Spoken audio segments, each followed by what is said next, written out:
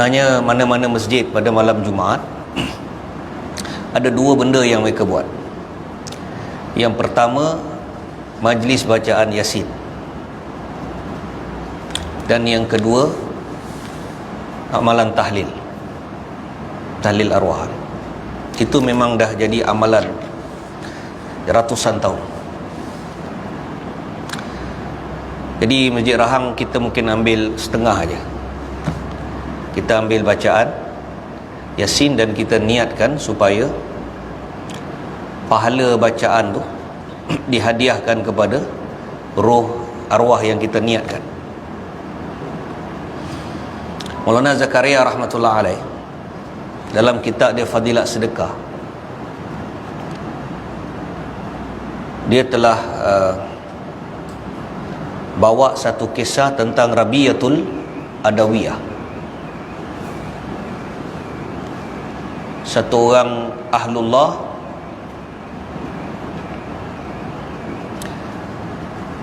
Bashir bin Ghalib An-Najrani, nama dia Syekh Bashir bin Ghalib An-Najrani. Dia daripada Najran.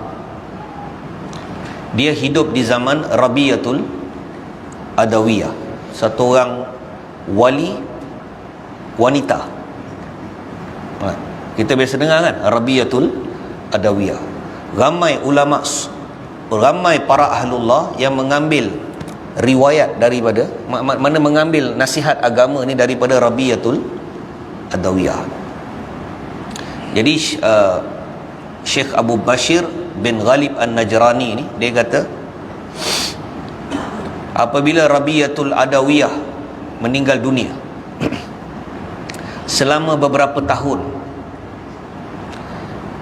setiap kali aku berdoa, aku pasti akan mendoakan Rabiyatul Adawiyah. Mana setiap kali kalau aku berdoa, aku tidak akan meninggalkan doa untuk Rabiyatul Adawiyah. Mungkin dia mengambil nasihat agama daripada Rabiyatul Adawiyah. Macam kita lah mengaji agama, kita doakan untuk ustaz kita, kita belajar agama dengan dia, kita mengaji dengan dia, kita baca Quran. Walaupun kita baca alif bata, daripada tak tahu baca Quran, kita tahu baca Quran. Kita belajar alif bata dengan satu ustaz ni. Jadi disebabkan dia tu kita boleh baca Quran. Jadi besar jasa dia tu kat kita. Jadi kita pun sentiasa doa untuk dia. Jadi mungkin, saya kata mungkin. Tapi Syekh Bashir bin Ghalib An-Najrani memang mengenali Rabiyatul Adawiyah. Jadi dia kata saban hari, setiap kali aku berdoa, aku tidak akan lupa untuk mendoakan Rabiyatul Adawiyah. Kata dia selepas 2 tahun daripada kematian Rabiyatul Adawiyah, satu malam aku bermimpi bertemu Rabiyatul Adawiyah lepas 2 tahun. Mimpi, satu hari mimpi jumpa Rabiyatul Adawiyah. Maka apabila aku bertemu Rabiyatul Adawiyah berkata kepadaku, dia kata, wahai Bashir, hadiah yang kau sampaikan kepada aku telah selamat aku terima, kata dia. Hadiah yang kau hantar kepada aku ni telah selamat aku terima. Jadi Syekh Bashir bin Ghalib kata, wahai Rabiyatul Adawiyah, macam mana kau tahu benda tu sampai dekat kau?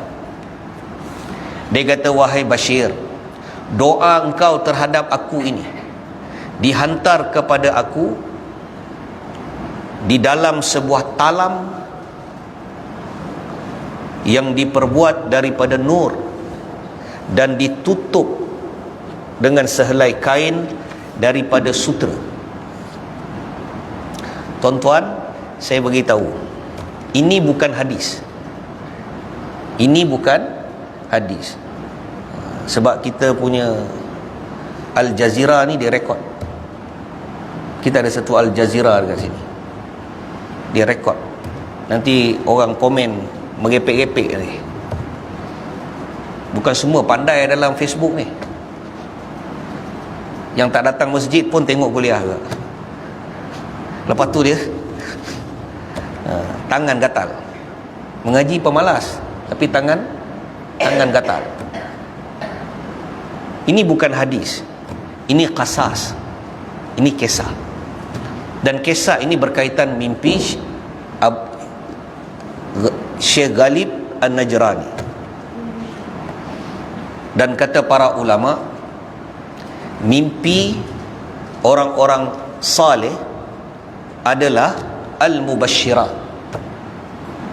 Mimpi orang-orang saleh, orang-orang yang bertakwa, orang yang saleh, mimpi mereka ni bukan macam mimpi kita. Kita ni tidur wuduk pun tak angkat. Acu? Kita kadang-kadang tidur wuduk pun tak angkat. Dah kentut, tidur je lah.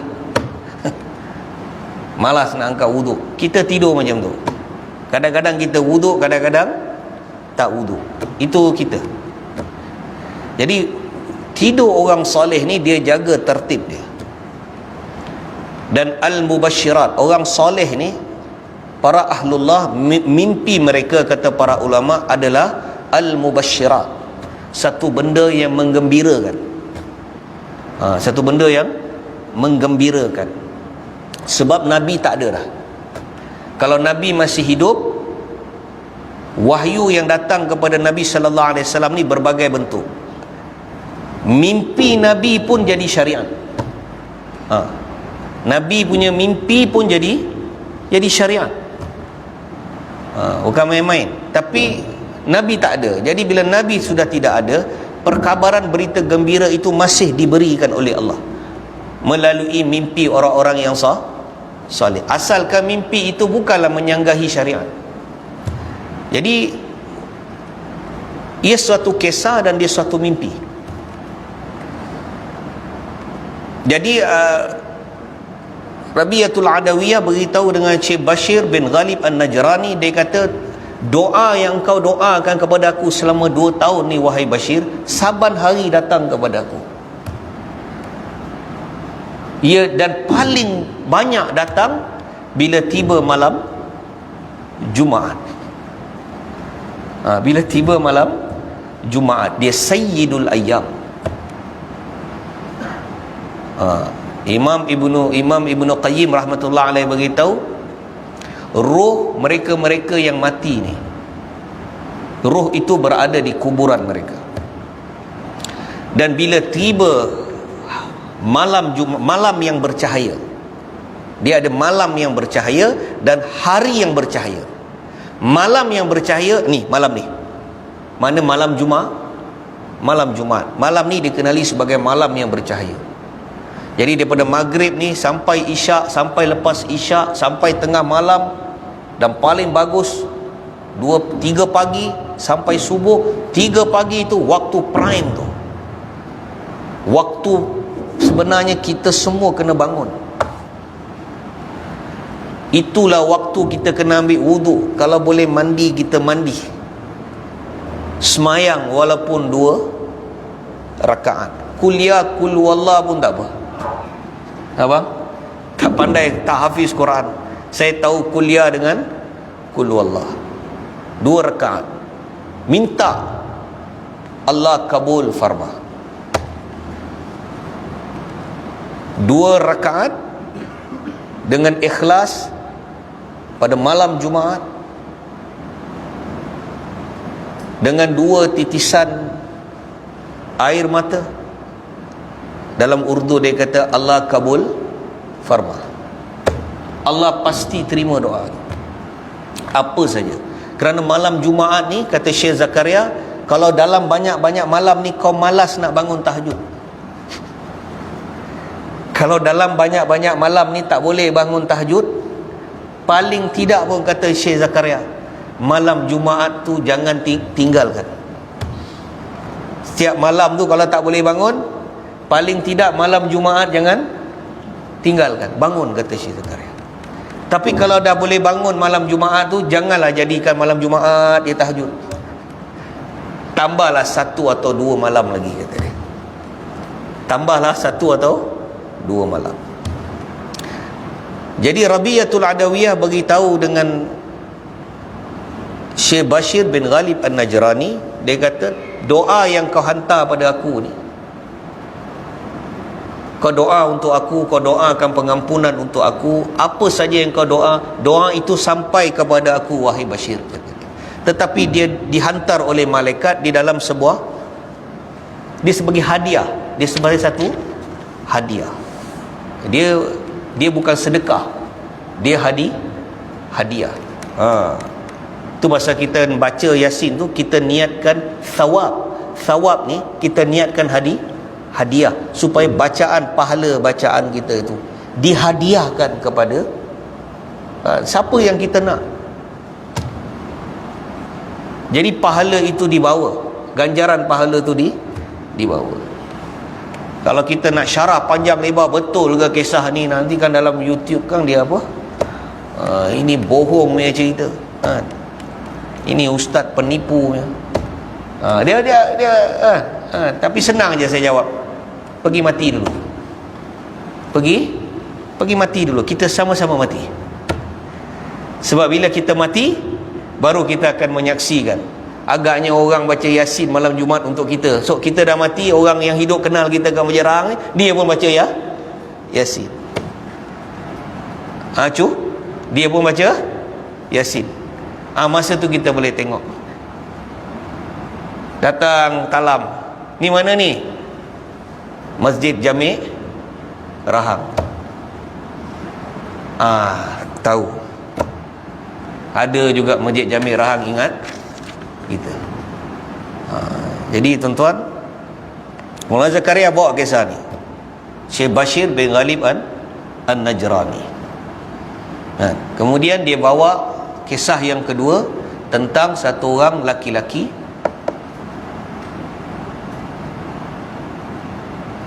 yang dia menjadi satu amalan dia. Habis setiap saban hari, tiap-tiap hari, sebab kubur tu duduk dekat dengan masjid.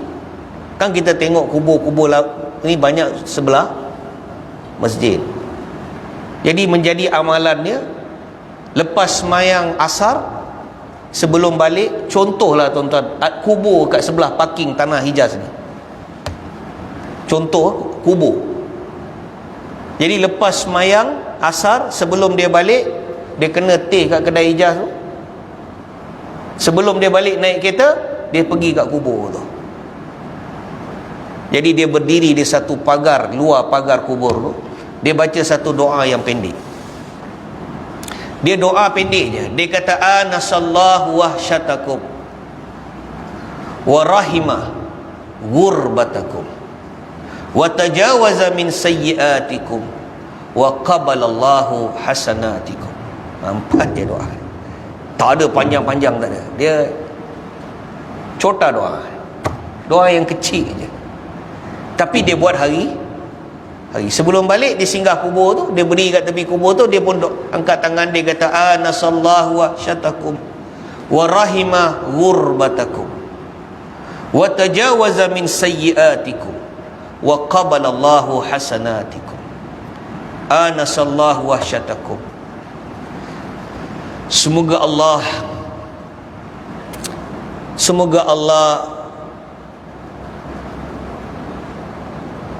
mengasihani, ataupun semoga Allah mengasihani kesunyian. Semoga Allah mengerti kau punya kesunyian ni, terasing kau ni. Semoga Allah mengetahui keterasingan kau ni. Sebab orang mati kan terasing. Kemudian semoga Allah mengasihani kesunyian kau ni. Dah lah terasing, lepas tu sunyi dia. Tinggal anak, tinggal bini.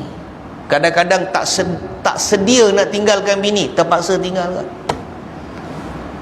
Anak tengah kecil, tengah besar, tengah kerja cari duit, mati bapa dia. Jadi pertama dia terasing, yang kedua kesunyian. Semoga Allah mengasihani kesunyian kau ni. Wa rahima gurbatakum wa tajawaza min sayyiatikum Semoga Allah mengampunkan semua dosa-dosa yang masa kau hidup yang kau pernah buat. Semoga Allah ampunkan kau lah. Aku pun tak tahulah apa dosa kau dah buat masa kat dunia tu, kau je tahu. Senang nak faham. Tapi semoga Allah ampunkan kau, ampunkan kamu semua lah, mana kubur lah, semua-semua yang ada dalam ni.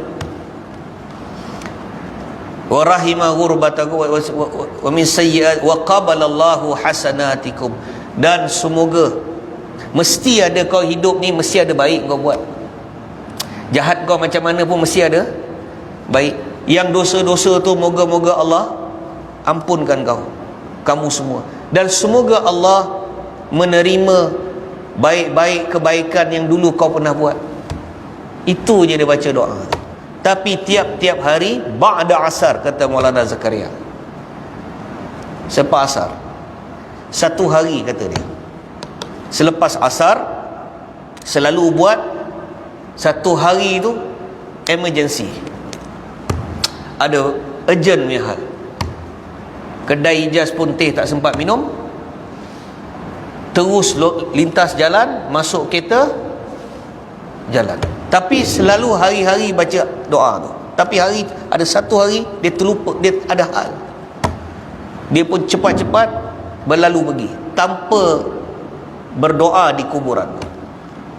Maka Syekh Zakaria rahmatullah alaih beritahu dalam kitab dia, pada waktu malam, orang yang terlupa baca doa ni balik selepas habis urusan dia pun dah kepenatan, dah habis isyak, balik penat, tidur.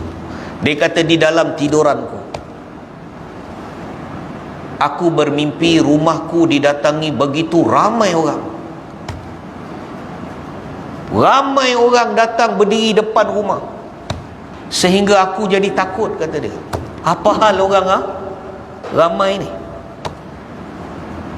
Kalau kita hari ni dekat Rahang ni tiba-tiba 60-70 orang berdiri depan rumah Siraj ni, kita pun lalu naik kereta, kita berhenti tak?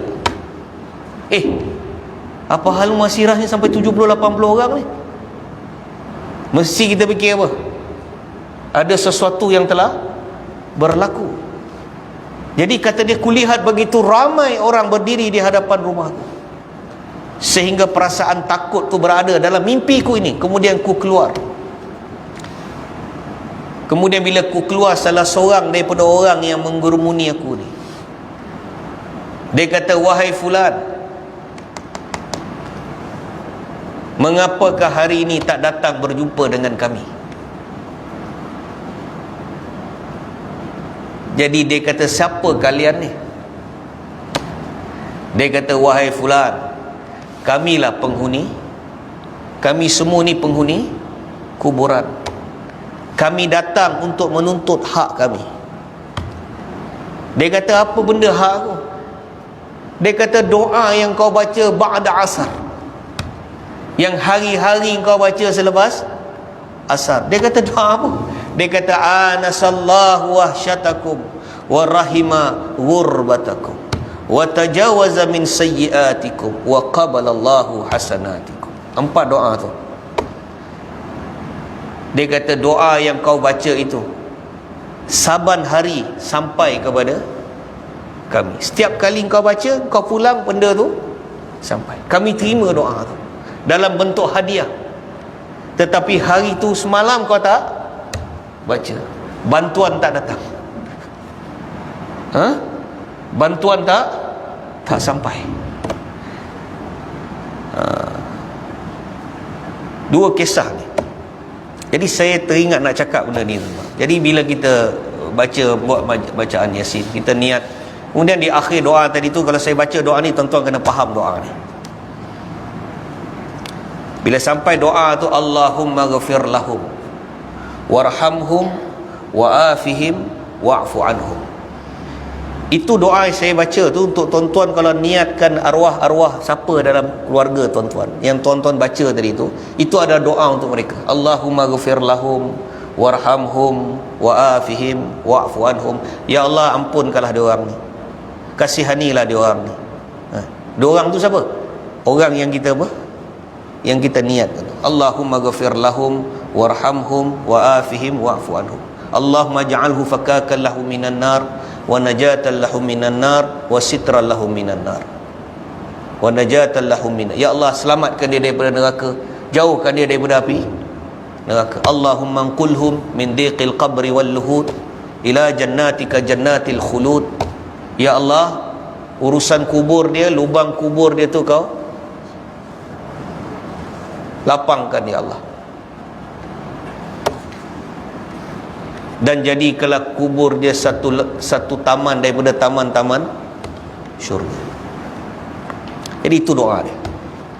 Jadi kalau kita sebenarnya, kalau kita faham apa kita buat, dia berbeza. Dia apa? Dia berbeza daripada kita tak faham. Jadi saya sampai aja kat tuan-tuan ni. Mudah-mudahan kita ambil manfaat, kita ambil manfaat.